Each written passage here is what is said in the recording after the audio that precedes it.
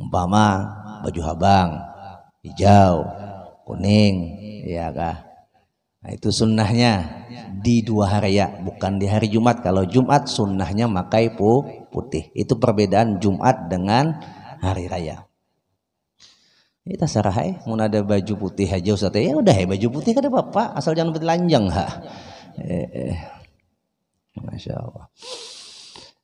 Dan diingat sebelum berangkat bagi pelaksanaan sholat Id itu disunnahkan makan dulu. Sedangkan Idul Adha itu sebelum berangkat ke masjid disunnahkan untuk tidak makan. Itu perbedaannya. Jadi sebelum berangkat ke masjid disunnahkan makan dulu. Kenapa disunnahkan makan dulu di hari Idul Fitri sebelum berangkat ke masjid? Karena menandakan bahwasanya hari itu adalah sudah hari tidak puasa. Oleh sebelumnya kita puasa. Beda dengan Idul Adha. Itu disunnahkan tidak makan. Khususnya bagi orang yang bakurban. Bagi yang kada bakurban itu khilaf.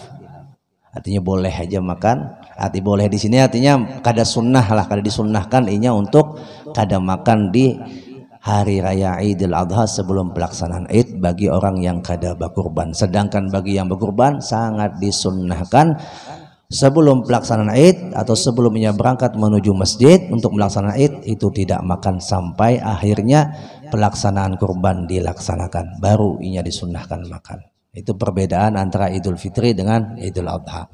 Pelaksanaannya sholat Id itu dimulai 16 menit setelah isyraq kok. Sudah boleh dimulai 16 menit setelah isyraq. Isyraq semua 6:30. 16 menit ke depan hendak memulai boleh. Tapi ulama kita di Banjar, Masya Allah tabarakallah, itu membedakan antara Idul Fitri dengan Idul Adha. Apabila Idul Fitri dilandungkan pelaksanaannya supaya orang yang hendak mengeluarkan zakat fitrah masih sempat. Sedangkan Idul Adha itu disunnahkan pelaksanaannya dipercepat supaya orang yang tadi kada makan, menahan makan, kada lawas. Lawan pelaksanaan Idul Adha atau kurban itu cepat dilaksanakan. Itu perbedaannya. Jadi Idul Fitri sunnahnya dilambatkan pelaksanaannya nih. Sedangkan Idul Adha sunnahnya disegerakan pelaksanaannya. Batas pelaksanaan sholat Id kapan Ustaz batas habisnya? Sampai adzan zuhur. Umpama nih Masjid Al-Falah kadang mengadakan sholat Id jam 8, mengadakannya jam 9 sah. Tapi siapa yang datang? Ya. Masya Allah. Nah, jadi Bapak Ibu jamaah rahimakumullah wa athabakumullah. Setelah pelaksanaan sholat Id, lalu khutbah. Waktu khutbah mohon dijaga adab. Kebiasaannya banyak kasus ibu-ibu kalau sudah tuntung sholat Id mukana dibuka, aurat dibuka. Ya Bu, sayang pian, kada sempurna pahala Id pian. Jadi munnya tuntung sembahyang Id, lalu khatib sedang menyampaikan khutbah, mun kawa mukenanya jangan dilapas. Mun kawa, mun dilapas jua nih pakaiannya masih dalam kategori tertutup aurat. Rugi pian, tulak sembahyang Id, berangkatnya bagus, pulangnya rusak. Ya. Sebagai penutup, hari raya bukanlah hari ria. Walaupun kita disunnahkan memakai baju baru, tapi hati kita jangan sampai ada niatan ingin pamer kekayaan. Hari raya bukan hari ria. Apabila hari raya pian bikin menjadi hari ria, maka kesucian fitri pian ternodai. Sebelum hari raya, emas yang tadinya kada dipakai, pas hari raya dipakai beratan sampai ke siku.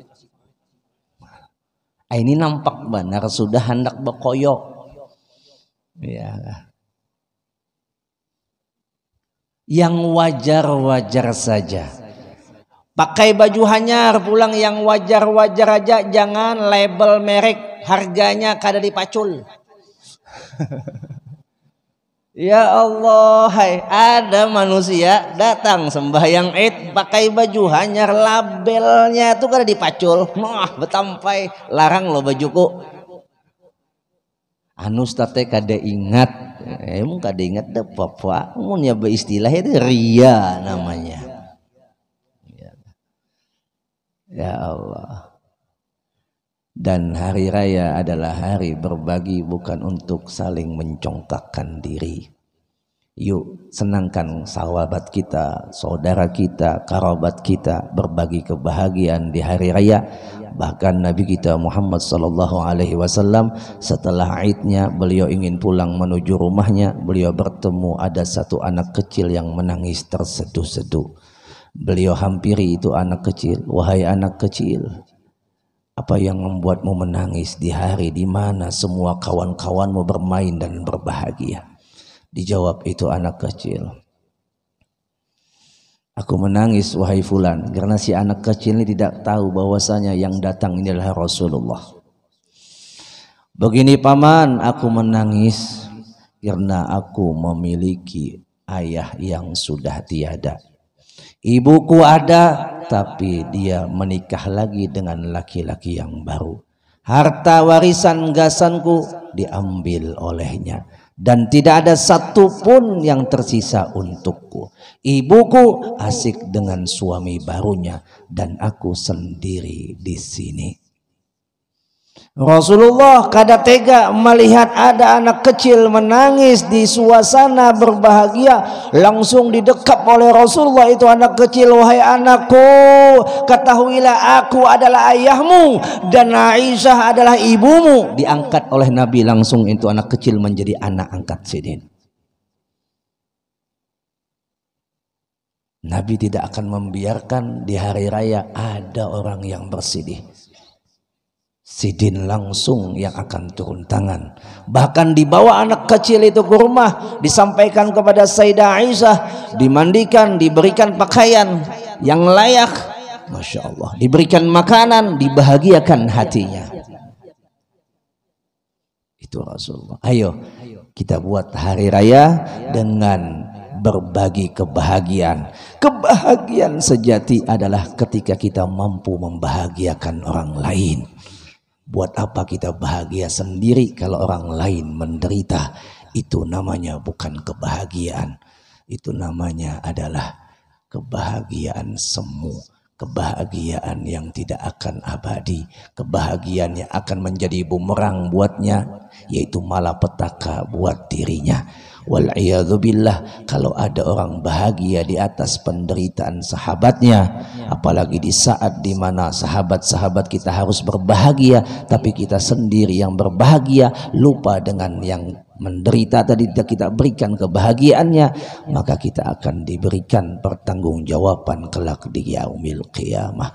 Mudah-mudahan Allah berikan Ramadan pada tahun 1444 Hijriah ini adalah Ramadan yang diterima semua amal ibadah kita, sehingga sampai finishnya kita, sampai di garis ujungnya ini Ramadan, kita benar-benar juara dan kita benar-benar diterima oleh Allah sebagai Idul Fitri, yaitu orang yang dikembalikan dalam keadaan suci lahir dan batin.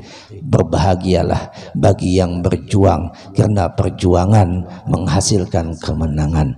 Tapi bersedihlah bagi orang yang hanya mengaku menang tapi tidak ikut berjuang. Itulah orang yang curang, yang hanya bisa mengatakan alhamdulillah, hari ini kita rayakan hari kemenangan, tapi saat Ramadan dia tidak pernah berjuang puasa, dia tidak pernah berjuang ibadah. Ini namanya menangnya curang, bukan menang karena berjuang. Jamin kebahagiaan orang seperti ini tidak akan diberi